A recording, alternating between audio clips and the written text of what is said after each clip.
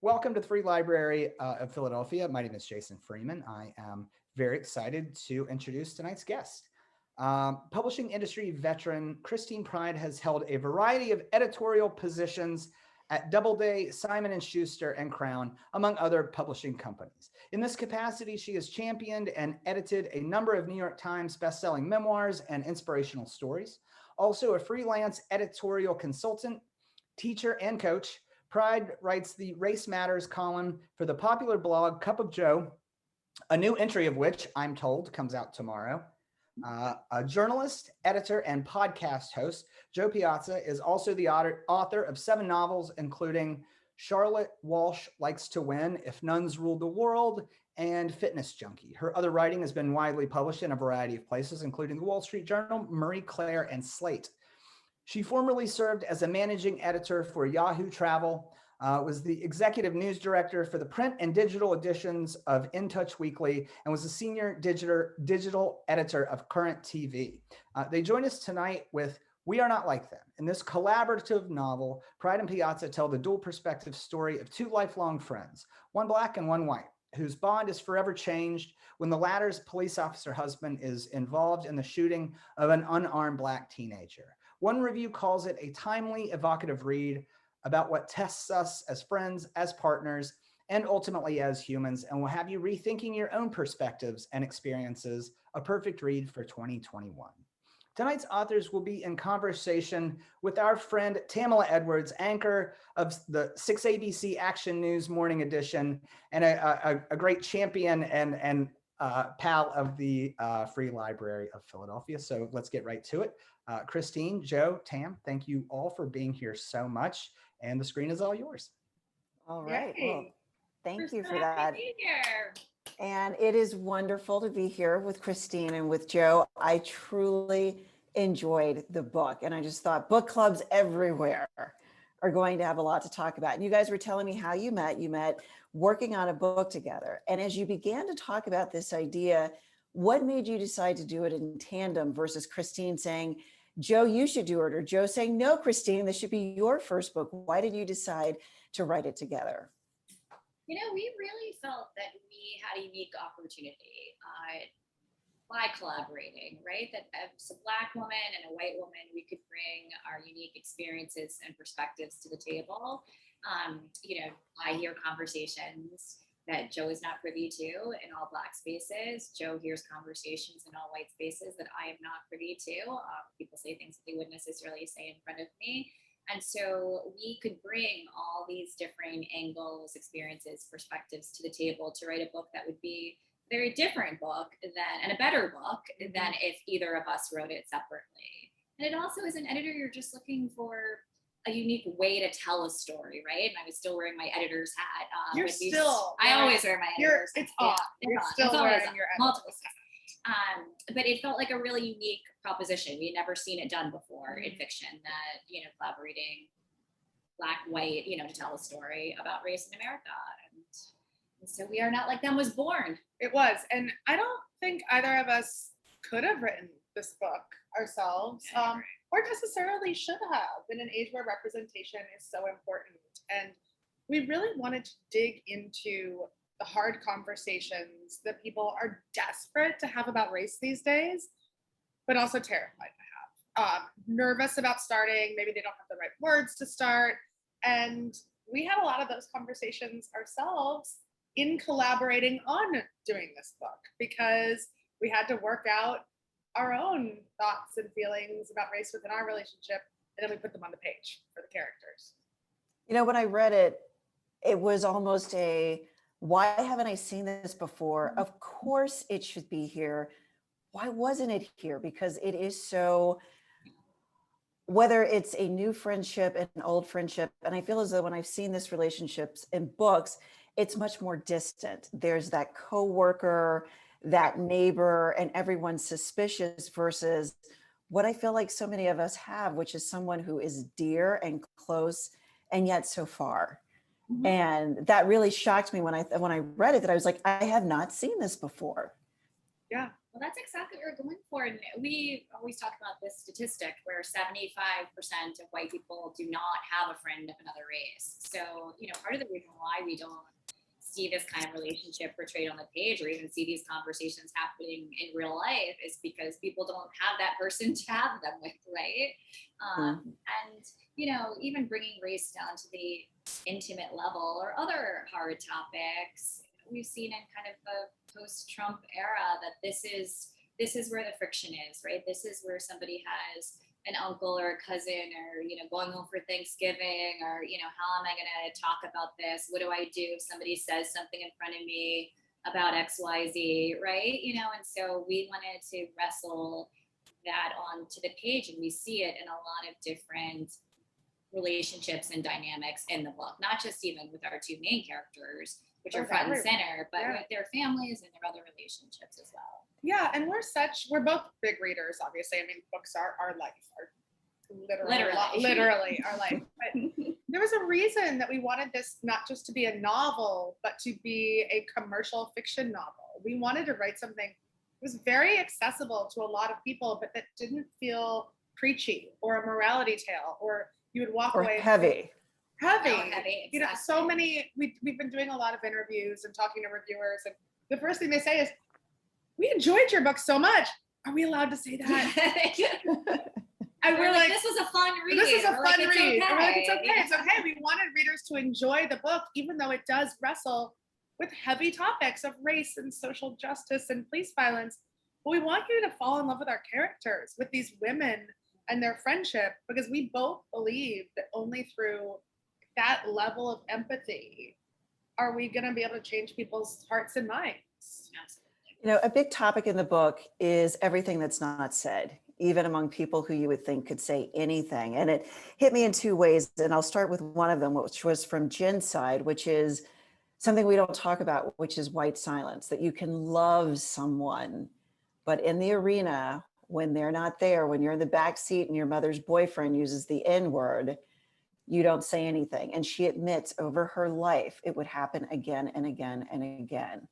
What was it like going there, Joe? Because I would imagine that's something that your white friends don't want to talk about. Like, yeah, stuff gets said. Yeah. And you keep it moving.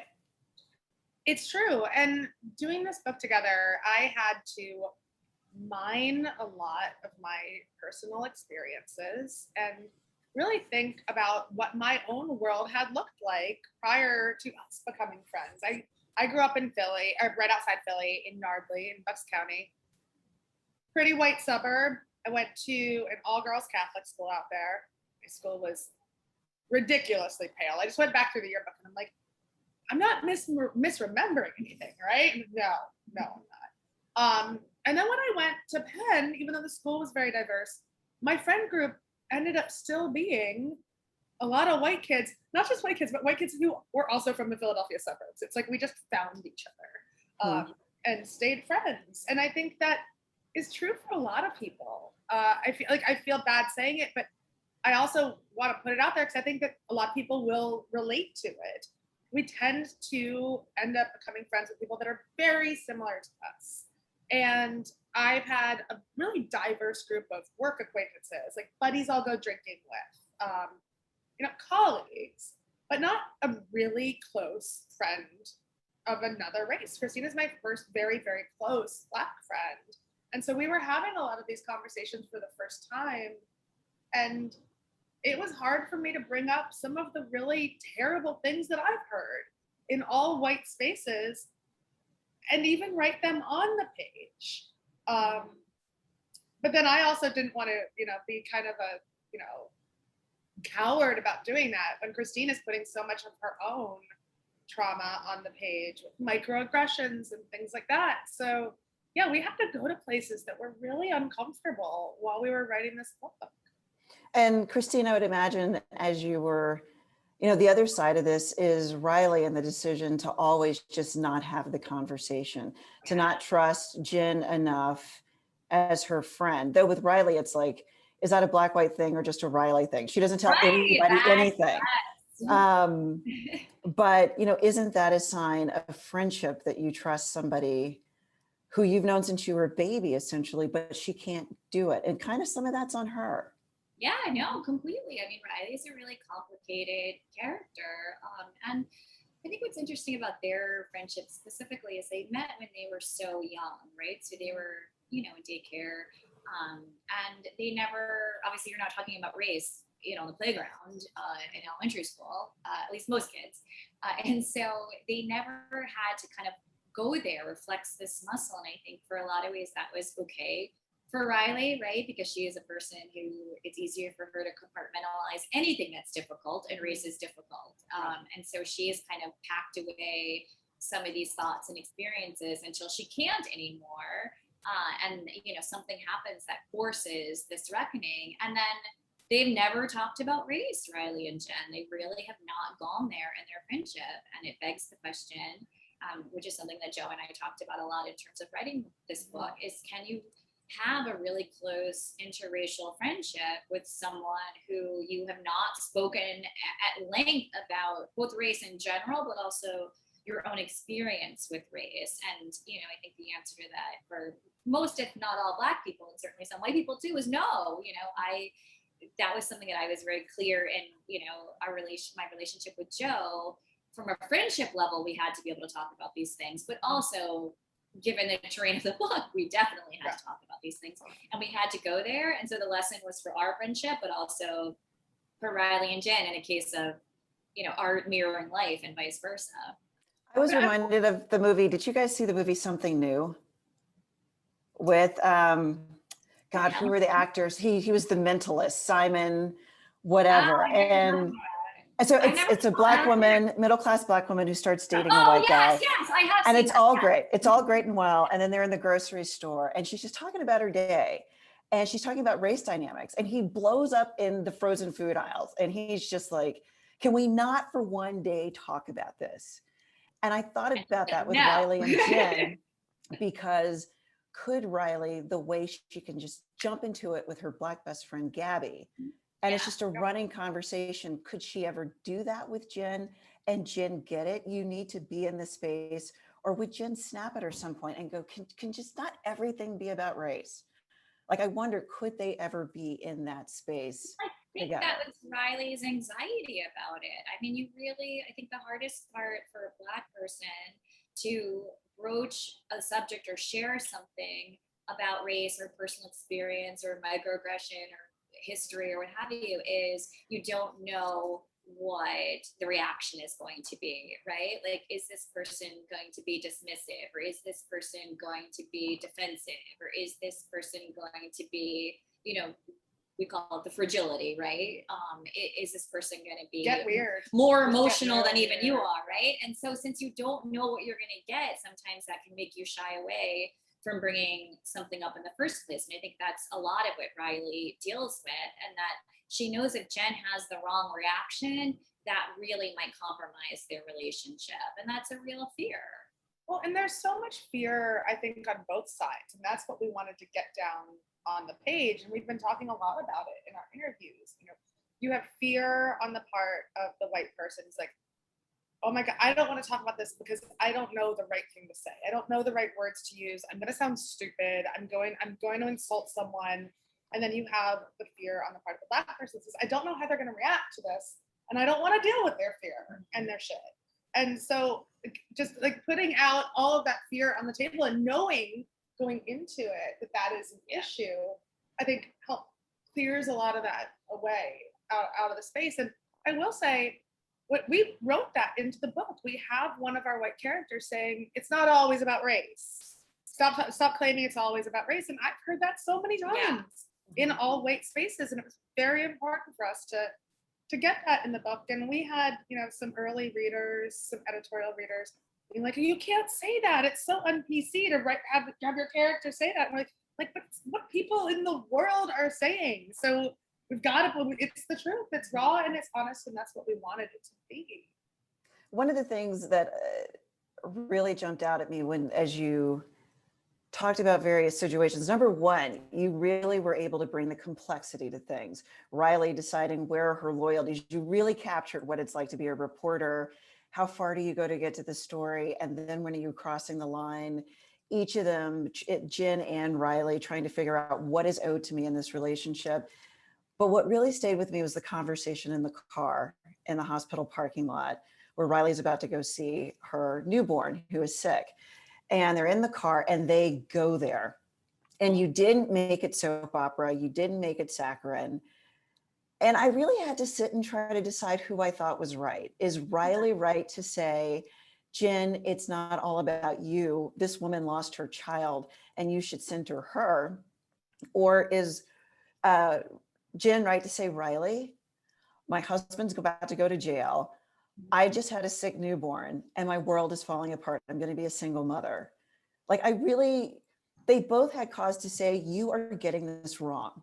Yeah. I mean, we wrote the book and we don't even And we're know still who's like, right. oh, but that, like, everything you just said is what we were trying to do. We think so many of the news stories that are about these police-involved shootings end up a lot of times being very reductive or just a flash in the pan. We see a headline and we don't see enough of the human beings behind the headline. And that inflames people even more because then people are assuming what everyone else is like. You're creating an idea in your head.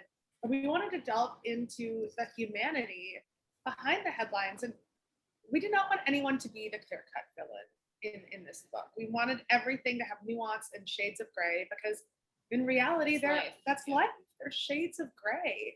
And we worked really hard. We did so much because I'm a reporter. I report everything, including fiction. It's how I make sense of the world. Even when I was getting married, I'm like, how are you married? And then I wrote a freaking book called How to Be Married. So we did so many interviews for this book that informed the fiction. So we interviewed cops, we interviewed cops' wives, we interviewed shooting victims and the mothers of shooting victims so that we could try to get that kind of nuance on the page. So you can't just we want you to turn the page and be like, I was so on her side, and turn another page and be like, damn it, now I don't know. And to your point about complexity, it would have been really easy for us to write kind of a straightforward morality tale, right? And I think a lot of people, when they just see the blurb about the book, two novelists, one black, one way to talk, or tackle a police shooting, it'll be easy to feel like, or assume that we had an agenda, right? And that we were writing something that had, sort of like I said, a clear moral stance, and that we have moral conviction about the book, and there's clearly right and wrong. We did want to show all the different dimensions, and to Joe's point about the headlines, we just see them, and especially that we see them over and over again, sadly, and over in these waves, it really desensitizes you, right? It's like, okay, on to the next, or you just become kind of a nerd. And so we felt like if we could really show the human toll, the human cost, the human stakes, like what's happening behind the scenes on all levels, it makes things feel more real and gives people a way to empathize in all different kinds of ways with all different kinds of people in all different kinds of situations. And that's, the ultimate goal of fiction. And I would say that you managed to make the reader sympathetic to Jen as the wife of a cop going to this, and to make them sympathetic to the cop himself, even though he's been involved in this terrible thing, that people make mistakes and you cannot like what they've done, but have conflicted feelings about them. And I thought it was interesting how you handled Kevin's family, that on some level, it's just, wow, his mother's a pain in the ass. And that has nothing to do with race. Cookie. I know, but I do love Cookie. That's the thing. Like, Cookie was one of the most fun characters to write. But also the issues of race, the way his family might see it. And yet they have another daughter-in-law who is pushing them, that it's not everybody is cookie cutter, all believing the same thing. Mm-hmm. And that was an interesting choice, because a lot of people, it would have been, they're all on this side and they're all on that side, and no one can give.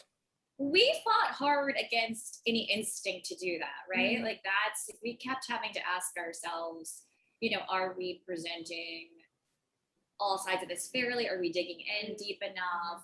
Are we not our characters not doing exactly what we want them to do. Like we would get really frustrated with Jen, you know. Yeah, I mean, yeah. she can be really, oh Jen, right? You just like shake your fist Yeah. to Jen. But then we remember, we're like, all right, yeah, Jen's terrified she's gonna lose her baby, and it's true to her and own it's true to experience, her own experience. her own world. Her husband is literally like the only stable thing in her life besides her best friend, who she's also afraid of losing. She's scared. And even Cookie, who's Kevin the cop's mom, she's also terrible in a lot of the book. Funny in a lot of ways. But a good mom. A good mom, a loyal mom. And that's you know, your mom, you want the best for your child. And like right? she is also scared. She's like, my son might go to jail. Like my grandson might not have a dad. And so she's fighting for her son. And that's what we wanted to get across in Cookie's character.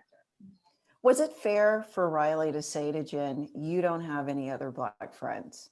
It's been 35, 40 years, and why am I the only one?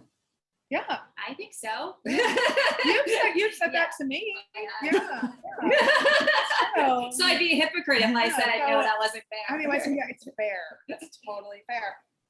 And we talked about a lot about that. In fact, I have an essay in Philly Mag that kind of excavates that and tries to figure it out. And I will say, it's not easy to make new friends as an adult. Christine and I were very lucky that we, had kind of a spark when we worked together. Like we worked so closely on my last book, Charlotte Walsh Likes to Win.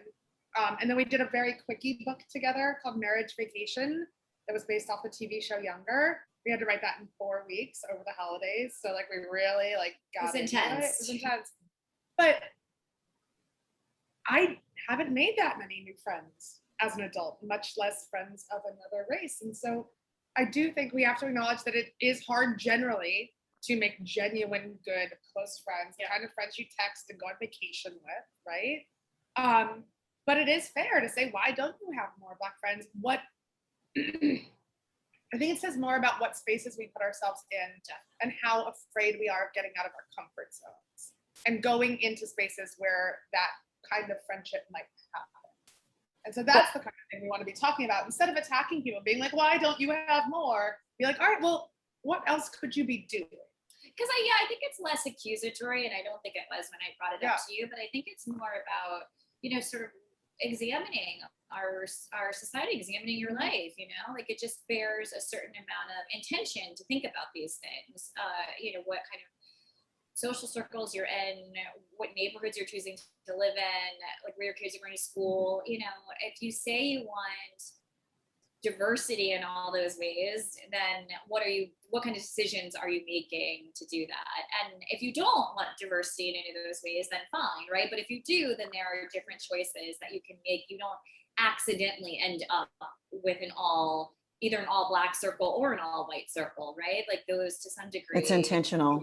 Choice. What it brought to me as, I think I and many Black people I know secretly feel as though we're about 12 people's one Black friend. Oh my God, yeah.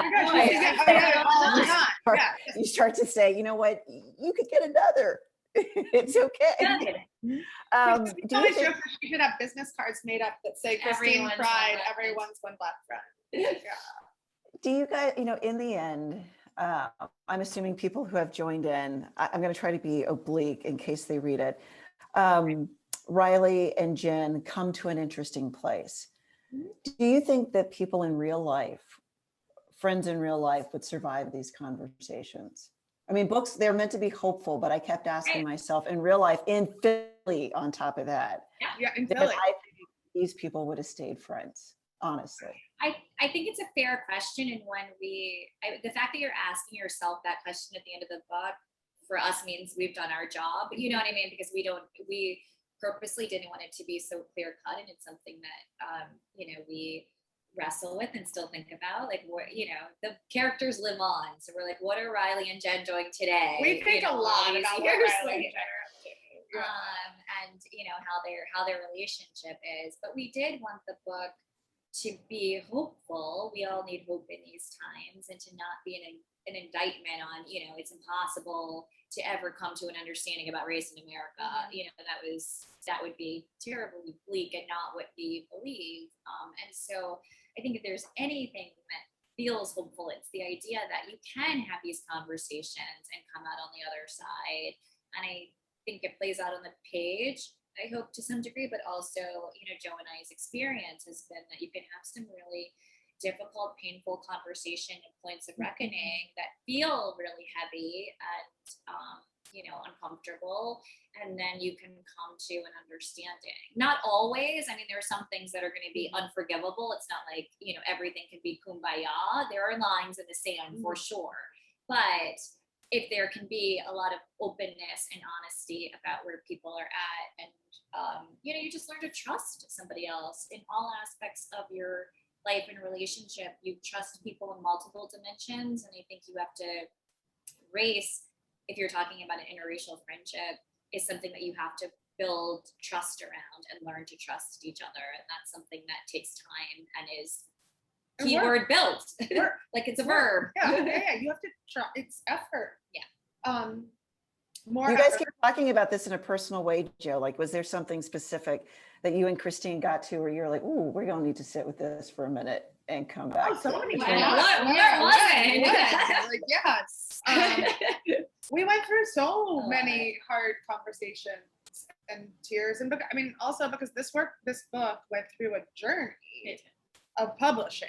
And there were lots of ups and downs in the process, and so there were a couple of points where we're like, maybe we don't finish it. Like maybe after we were contractually obligated to finish it, maybe we can't. When the conversations did get too hard. Yeah. And one of the interesting ones I think that we had was Riley is a certain type of character. She's very type A. She's like Reese Witherspoon's character in Election, but not as big of an asshole. And she seemed too perfect for me. And I love a flawed character. Like I like to create my characters when I've done other fiction and just like mess them up. Like give them like so many like, unseeable like, warts and problems. And so I did keep throwing things out, and Christine was kind of offended by some of the things that I would throw out there. And I didn't mean to offend her, but like maybe, and we also had other readers that were throwing out some other things. Maybe Riley had an affair with a married man. Maybe Riley's parents were divorced and that's why she's afraid of marriage. And Christine saw those as tropes, like a lot of stereotypes of Black women that she had seen in other places.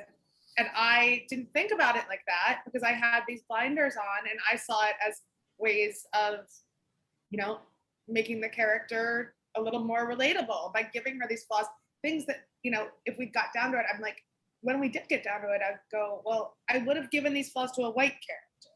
And my reaction was, but it's not the same, right? You can't treat all characters the same, and there's so little representation in pop culture and specifically, in fiction too, of certain types of Black characters, right? There's not the range, like we so often go into tropes and stereotypes for Black characters. And so it's really, you have to take that much more care to avoid all of these, things. And so when it was, the suggestions were like a drug addiction or a broken home or a teen pregnancy or all these things, which there is a double standard, right? There is going to be just a different level of stakes there in terms of what that character represents. There's a larger representation. And I think it was a lot of tension in terms of me holding a really hard line about how much I wanted this character to defy so many of the stereotypes that we were constantly seeing. But you did explain, Riley, why she has to become from LaRoya to Riley, why there's the wall, Exactly. why Sean has a different life, like, why her mother at every turn is like be perfect. Exactly. I mean, it's all there. The pressure on her is a lot, and she's first generation in a lot of ways. Like we talk a lot about first generation immigrants, right? And that's a very specific kind of experience in America. But we're still like first generation post civil rights, where people of my generation are still getting first opportunities to do things. So in Riley's case, there's a lot riding on her career and her ambition because she's the first person in generations in her family to be able to have these opportunities. That's a lot in and of itself without everything else, right? Like those are high stakes without, her parents also being divorced. And so that was a lot of our, as we were thinking about who these characters were, that was a lot of our, we had to really dig into that. And I think, I really challenged Jo to challenge her unconscious bias, which may have been an unfair accusation, but I think so much of creating a character sometimes is the character that you expect, right? So I expect a Black character to be this way. And if it's not, even if it's subconscious, you're like, why don't I feel like this is right, so to speak? And so, we dug into that. We dug into a lot. We dug into a lot. I mean, because even with my last novel, when we were trying to create flawed characters, we had, we gave the brother the drug addiction, right? So I didn't get it at first, but it made for a more nuanced story because of exactly what you just said, Tam. You're like, but we understand why Riley is like that because of these pressures and because of her family. We didn't originally have that in the first draft that we wrote, I think, because then I was like, okay, but why? Why is she like this? We have to explain it. And then we layered on more about her mother and her brother and her family and the pressures. And so then you can more fully see her character, and she just comes alive in a more important way. But you can see even from like how we haven't talked about this in like a year. This is the first time we've talked about it in an interview. But you can see how creatively like we really got into it over something that I initially did not think had anything to do with race.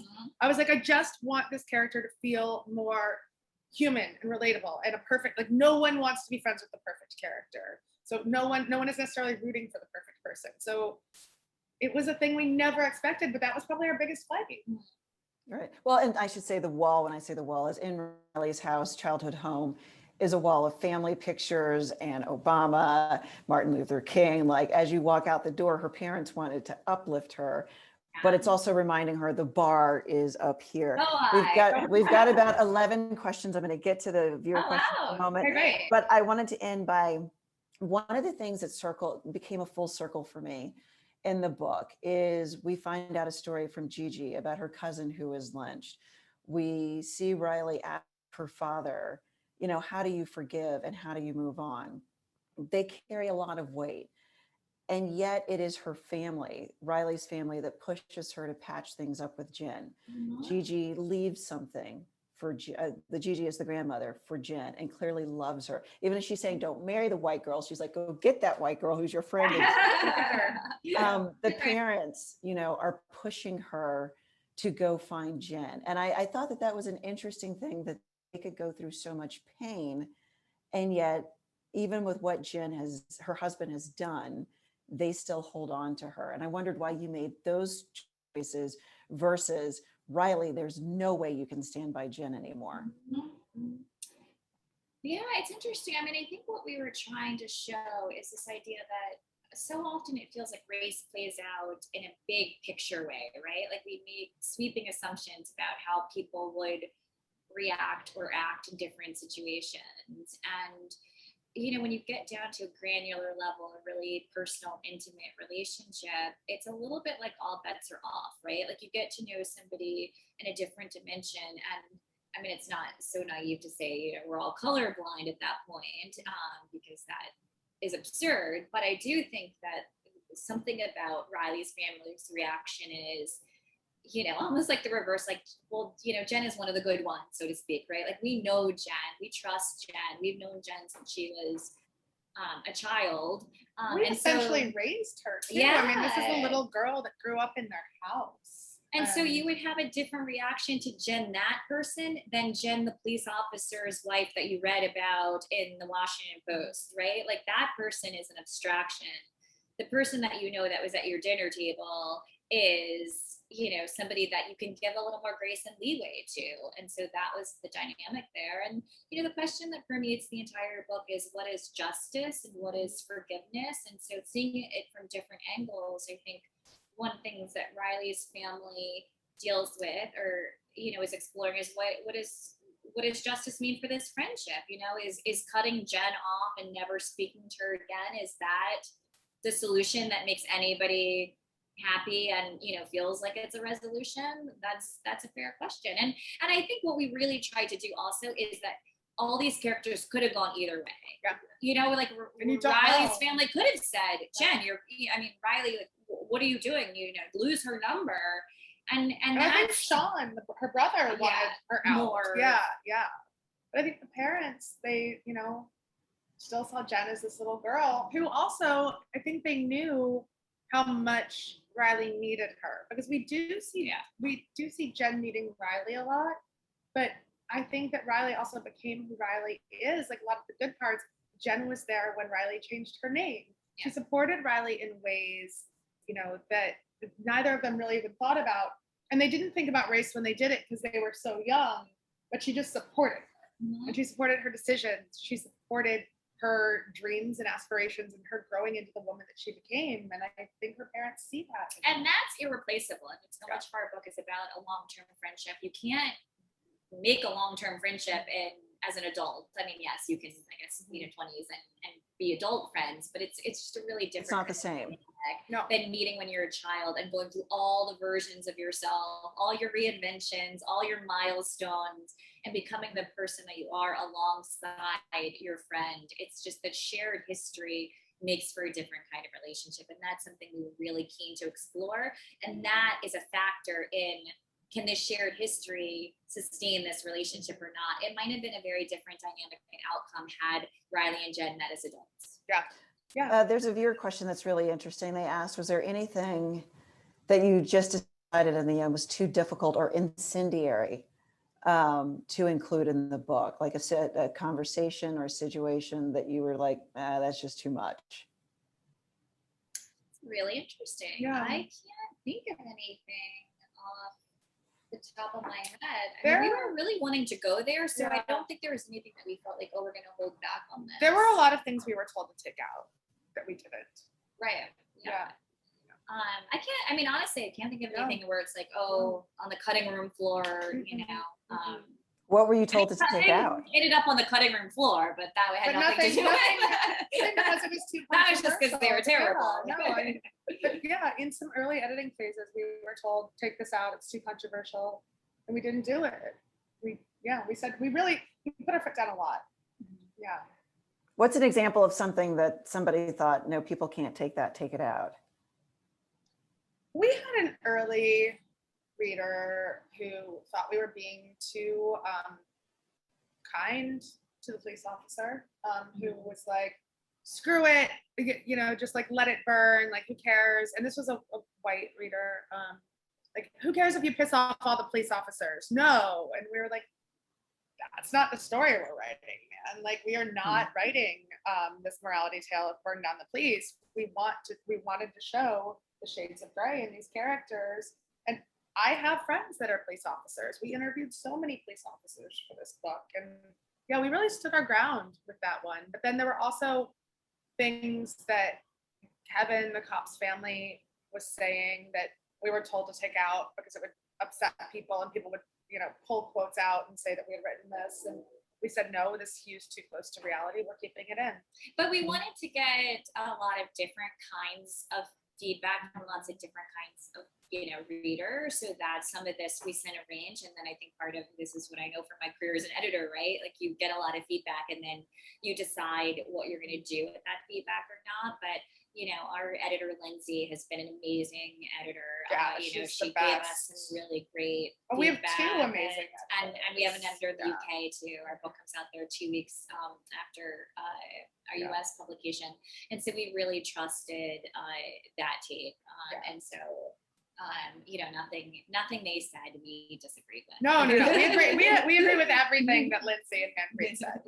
We had a lot of early feedback early in the process. A lot of people are assuming they're parts of each of you in Jen and in Riley. And somebody asked, what's the funniest piece of you in Jen and the funniest piece of you in Riley? Oh my God, these are really great questions. Oh, that's really good. That's really good. Yeah. I think something that I get a kick out of with Riley is actually, I'm going to flip that question on its head a little bit. I get a kick out of the fact that even though people are going to assume that, lots of Riley, is me, Riley is so buttoned up and so keeps her emotions so inside. And I think that's like, I could not be more polar opposite than that. Joe knows I'm just like super confessional. I will tell everybody everything. I have a million feelings. I've had like a million feelings in the course of this 45 minutes already, and would happily share them all. And so I think that's, to the degree like write what you know and your characters, are informed by who you are. That is one area where we diverge so much that I think I just like get a kick out of that. I got a kick out of, right, again, Jen is very, very much not like me, but I was pregnant when I was writing Jen's character. So I got a huge kick out of just talking about how terrible pregnancy is. I was just like, I'm like just digging in on those details. And Christine's like, what about the glowing part? I'm like, I'm not glowing. I'm huge and disgusting. But we also both really enjoyed writing Jen's mom, Lou, who was a controversial character, but also just so ridiculous. I think the like peripheral ridiculous characters are my favorite characters to write. I also think that, this is my first novel, and I think it's so funny that people, your friends or family, whoever's reading it, kind of searching for what was actually informed by life. And I was talking to, I have a best friend who I met in first grade, who is, I guess, Jen-like in terms of she's a white woman I met in first grade, and the similarities in there. But I was asking her like if she thought anything in the book was related to her, and she's like, oh, the part where Jen bites her lip. That's definitely me, like her nervous habit. And I was like, I've known you for 40 years. I've never seen you bite your lips. That is not you. And I wrote that because I bite my lip. Yeah. It was just really and some funny. of your dating stuff ended up in some there. of my dating some stuff. of your weird, which we will not go into in any specifics. No. But it did. Because Christine would call me to tell me about a bad date, and I'm like, that's going in. It's true. That's well, you know what? It's memorable. There's not a lot, but there's enough that it's memorable. And I'm sorry you went on those dates. That doesn't sound like fun. Anything that results in a good story is worth it. Everything is copy. Everything. In talking about Riley a little bit, there's a relationship with a white man, Corey, that they've broken up and you don't know why. And the thing is that for a great deal of the book, you think it went one way, where in the end of the book, you realize it went a different way. And I wondered, Christine, especially if you were trying to make the point, people will say, not everything has to be about race. And as Black people are like, that's what you think. But Riley does learn that lesson. Yeah. And I wondered if that was a point you kind of wanted to make to people, that not everything maybe is about that. Maybe you should not assume. Right. And that's, we really, and thank you for noticing that, because we really were trying to paint all these shades of gray. And another thing we were trying to show with Riley's relationship with Corey is that there is a difference. I think you touched on this earlier, where it's like you can have a friendship, as a Black person, a friendship with a white person is even different than a romantic relationship with a white person, right? Like somebody you might raise kids with or get married to, right? Where there's a different level of stakes and commitment. And so we were trying to show also the nuances with that, like how much will race be a factor in different kinds of relationships, right? And so Corey was a little bit of a proxy for that. And also the same way, you can't help who you have a spark with platonically even, we were trying to show it sounds so trite to say it, but like you can't help who you fall in love with. That happens. And she tried to intellectualize, I think, her way out of it, which is something that we do. And she couldn't. Somebody named Mary Lowry, and I give you the name because she says Christine, she's your adoring friend and author, is asking about the process of writing a book with a co-author. What was the nuts and bolts of that process? And that's a great question, because it's one thing to wrestle with things on your own. It's one thing to change your own copy. Yeah. It's another thing to be in the womb with somebody else wrestling over their copy. I'm looking around. I wish I had Mary's book here. I published Mary's book at Simon & Schuster, and it's such a wonderful book, and it's on my other bookshelf. You go get it. No. Okay. It was the Roxy letters, though. Everybody read. See, I'm a good editor in the endless plug. Say it again, because I didn't hear it clearly. Say it again. Promotion for everybody. It was tough in the beginning. well, first off, we used Google Docs, which Christine had not used at all before because no one in publishing uses Google Docs. It's all word. And I just dragged her kicking and screaming over to Google Docs. It was our first fight. So that was our first fight. It was our first fight. You've heard about all of our fights now. But then we reverted to our original roles, which was I'm writer, Christine's editor. You know, I'm also like not afraid of just like hurling words on a page because I've been a newspaper reporter for so long. That's what we do. We just bang out copy. And Christine, as a first-time novelist, like the blank page is scary. And so we had an outline and I would write, and then Christine would go in and she would edit, but then she would also rip it apart. And that's our second fight. Yeah. Because that was so hard at first because I would write something and I'm like, that is the most beautiful sentence I have ever, and it's just gone. It's just deleted and gone. And why didn't you love it? Tense, yes. It was tense, but then we created a slush document where we put things that might be meaningful in later on. And then we had a shorthand of, that's important to me. That's important to me. That has to stay. But it was for me, I don't think that I've like practiced like how to communicate with someone and worked on my communication with another person as much with anyone except for my husband.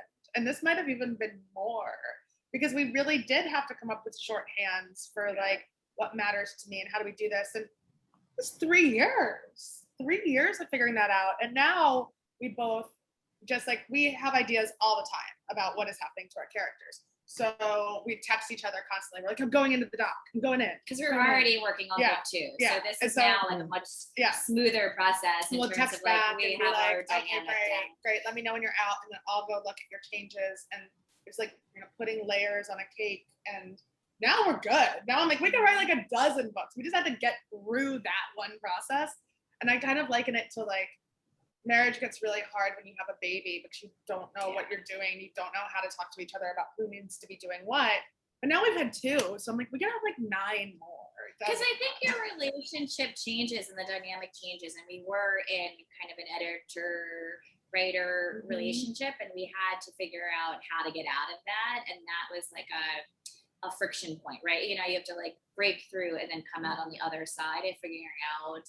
And there's a lot of trust involved in that, right? The same, like you just have to build trust and trust that the person is not, I don't know, doesn't hate your work or. I fucking hated my work. There were times when I would like just like. Oh, I know.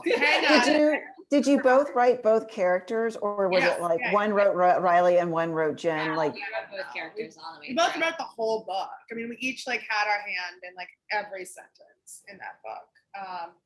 But yeah, no, I cried. I think that's interesting that you didn't say, I'll take the white character and you take the black character. That part of this having depth is that each of you took both characters. We did. I mean, one, we wanted the book to feel like it was cohesive. Sometimes, you know, even like we had to create a narrative voice and give each of the characters their own voices, not our voices. And we wanted it to feel almost like one writer wrote this, that it wasn't disjointed. But also it was a balance for us between wanting it to be coherent in that way, but also we did want to bring our unique experiences to the table. So there are still like the dating stuff or the, you know, things about race, or there's a lot about my family. That wall of excellence has some real world origins. Like, I was like, oh my God, this is such a good detail. I love this. And Christine's like, it's my house. So there are things that are really, you know, from our personal experiences, but they didn't necessarily just, I mean, a lot of them ended up in each respective character, but a lot of them were crossover in characters, right? In terms of their memories or observations of things. So in a way, we got the best of both worlds in that way, right? Like the creativity of coming up with all these things together, but also our unique experiences that, again, Jo would not be able to write. I mean, Jo has some good dating stories of her own. Don't get me wrong, but they're much more, they're aged, more antiquated, and mine are so much more recent. But, you know, we both could bring something different to the table. So it was a balance. Yeah, well, and I will say, like, now that we have our groove, now that we know how to do this, I love writing a book with Christine because writing is a lonely process. And so knowing that you have someone who's a sounding board and also who has your back, like who was like, all right, I am tired. I can't do this anymore. I'm so tired. And she's like, cool. I'm not tired. I'm just, I'm in it. Well, Joe is never tired. So I am don't know tired. why I she get said tired. that. I get tired. She's got 2 kids. At some point, she's Yeah. got to get I tired. didn't know sleep how- last yeah, night. she And you is- brought me a bagel this morning. did. Yeah. So, this was my question too. It's also one of the watcher questions, which is movie or TV, and who do you want to play? Riley and This is Jen. my And I'm sure favorite you've been asked this Love this before. game. Yeah. We debate this because I'm a limited series girl. Like I love a good limited series. And I love a movie. And she loves a I movie. love a movie. So Like, we'd be I happy want- with either. We'd be so happy with either. Like my movie thing is I'm like, I want to get in and out in 2 hours. I Yeah. want to feel like really satisfied that like I've seen it all, right? But And I want to be able to watch for 6 hours on a Sunday. all the way through. And so who plays Riley and who plays Jen? okay. All right, we change our minds every day. Yeah. I am still obsessed with the idea of Janelle Monáe playing Okay. Riley. Like I'm It's a good just one, right? I mean, I'm into everything that she does. And then for a long time, we've actually seen Jen as someone like Kristen Bell, who I think can bring like Like an every woman. an quality. every woman vibe. Like you just you love her. You like you can feel her loyalty. But she's also really good in a dramatic role, and as we saw in The Good Place, like really great going to like this bitchy place too.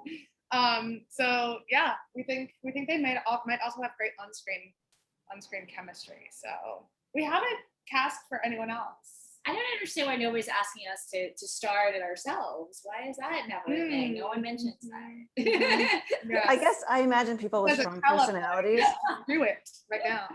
I imagine Jennifer Lawrence, because she nailed the Philly girl Jennifer so Lawrence. well. Good, yeah. She's good. Well, yeah, and she was very good at playing Philly. Like, Let's add her to the let's list. add her to the. Let's call her. Yeah. Let's just And call her. for Riley, I mean, I'm thinking somebody like Gabrielle Union, but then that's a Yeah. different generation than Jennifer Yeah. Lawrence. So I can't figure out who would be with Gabrielle or who would be There's with also Jennifer. the woman who's in who's the producer in who plays the producer in the morning show.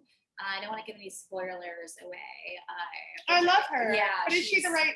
I see her. Is she the right She's age? 32. I googled. Is she it. really? Because I was seeing her as Sabrina, the DA. Oh. Yeah. Oh, option. So just is have this to moving make down sure the road? you're Is correct, this- and we'll We'll send them. pass them We'll along. send them immediately to Hollywood. Exactly. Well, I mean, that's the question is, has it been optioned? Like, is it going down this road yet? Like, can you talk about it? Or Yeah, you- we're starting to have the conversations. We're not officially optioned yet. Christine and I are. We really want to work with the right partners on this. Like this means so much to us. We want to make sure that we're working with a really diverse group of partners too. We'd love to have. I mean, in our ideal world, I think we would have like director producing black team that's a white, black yeah. white combo too. That's the dream. That's the dream. Yeah. So it can happen. it could It happen. could. It totally could. And so, yeah, we just started having those conversations, and I think we're probably gonna have a lot more this week. Yeah, So More yeah, to come. more to come. All right.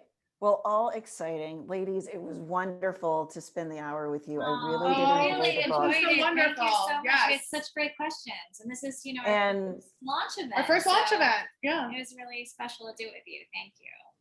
Joe is threatening to set up a lunch with all of these mutual people that we know, even though we somehow have not met each other. And Christine, you'll have to come down. Oh, I'm sure. absolutely going to be We should there. do it around the. Yeah, we've got a Philly thing coming up later in the month. So yeah, done. All right. Amtrak. I'm like Joe Biden. I'll hop on an Amtrak. Amtrak should really sponsor us, actually. We do. because We we are. are- Yeah. All right. Well, ladies, good luck this week and congratulations. Thank Very you so much. much. We really appreciate it. This was so All right. fun. Have a good night. Good night. Bye. Have a good night, everyone.